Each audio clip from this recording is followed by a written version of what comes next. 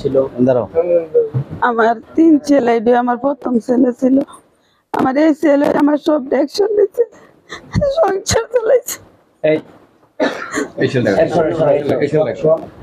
আমার এই ছেলে মারা যাওয়াতে এখন আমি সৈন্যহারা, আমি ছেলে আমি সৈন্যহারা। আমার ছেলে কি হবে কোনো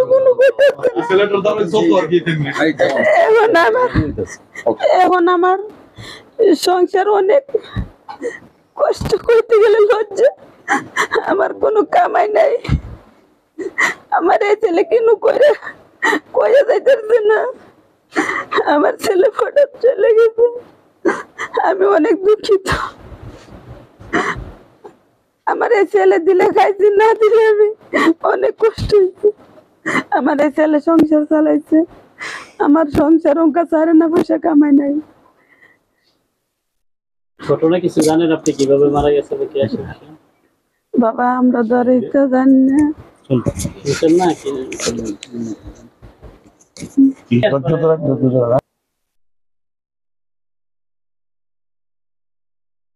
Right.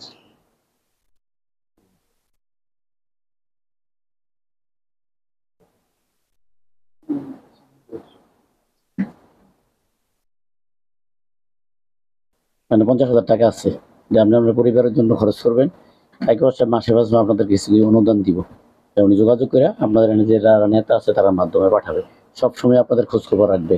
আপনারা যখন যেটা প্রয়োজন এনে আপনার লোকাল নেতার মাধ্যমে কাইকর সাহেব জানাবেন। কাইকর সাহেব সবসময় আপনাদের পরিবারের পাশে আছে ইনশাল্লাহ। আপনারা এটা আপনার যে অপূরণীয় ক্ষতি এটা তো পূরণ করা যাবে না। আমার ছেলে না এটা তো অনেক সাহায্য কিনে করতে সন্তান আমরা ফেরত দিতে পারবো না। তবে আমরা আপনার এক সন্তান চলে গেছে, আমরা কাইকুবার সাহেবের কর্মী হাজারো সন্তান আপনার পাশে আছি। আমি এখানে উপজেলা বিএনপি সভাপতি আছে, যুগ্ম আহ্বায়ক আমরা যারা আছে, আমি অনুরোধ করব আমাদের দলের যারা বিত্তশালী নেতৃবৃন্দ আছে সবাই যেন ওনাদের পরিবারের পাশে আসা দাঁড়ায়। এই নির্দেশনা আপনারা না দাদা বলছেন, দাদা মাসে মাসে অনুদান দিবে এবং অনুদান দিবে। দাদা তো দিবে। বলেন। আসসালামু আলাইকুম। আজকে আমরা 5 বারের এমপি, সাবেক মন্ত্রী এবং সাবেক হুইপ কাজী শাহ মুফাজ্জল হোসেন কাইকোয়ার সাহেবের নেতৃত্বে আজকে যারা শহীদ হয়েছে তাদের বাড়িতে আমরা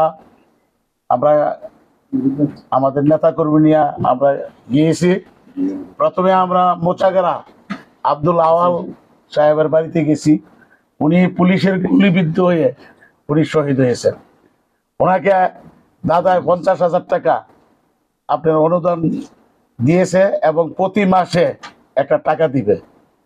অত্যন্ত দুঃখের বিষয়, ওনার বাড়িতে যাওয়ার পরে ওনার বাড়ি ঘর পরিবেশ দেখে আমরা আসলে এটা মেনে নিতে পারতেছি না যে কি নির্মম মৃত্যু। আজকে এই গণতন্ত্রের জন্য, আজকে এই গণতন্ত্রের লড়াইয়ে তারা শহীদ হয়েছে।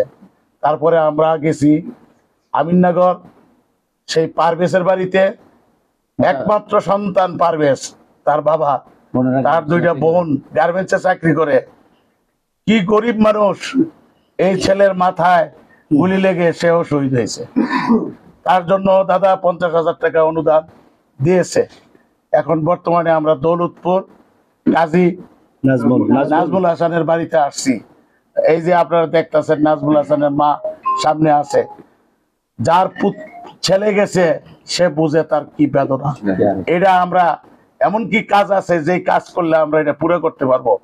দুনিয়াতে এমন কোনো কাজ নাই যে কাজ করে এটা আমরা ক্ষতিপূরণ করতে পারবো। আমরা তার জন্য দোয়া করি।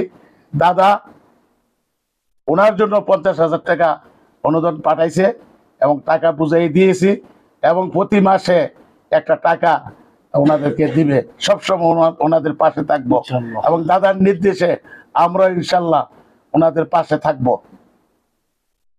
আমরা আশাবাদী এই মজলুম নেতা বাংলাদেশে কখন ফিরে আসবে। আসলে মুরাদনগরের মানুষ একেবারেই নির্বাক হয়ে চেয়ে আছে যে উনি কখন আসবে, আসলে এই যে মানুষের সেবা উনি আজকে নতুন করে করে নাই, উনি গত 40 বছর এই মুরাদনগর গরিব দুঃখী মানুষের পাশে ছিলেন এবং সেবা করছেন। এখনো উনি সেবা, উনি বিদেশ থেকে মিথ্যা মামলা জড়াইয়ে উনি বিদেশে আছেন, বিদেশ থেকে উনি ওনার সেবা চালিয়ে যাচ্ছেন। ইনশাল্লাহ আমরা আপনার পাশে আছি, আপনাকে সান্ত্বনা দেওয়ার জন্য আসছি না। আপনার একটা ছেলে চলে গেছে, আপনাদের হাজারো সন্তান ইনশাল্লাহ আপনার পাশে আসে, আপনি দোয়া করবেন আমাদের জন্য, আমরা যাতে আপনার সেবা দিয়ে যেতে পারি। এই বলে আমার বক্তব্য শেষ করছি। আসসালামু আলাইকুম। আজকে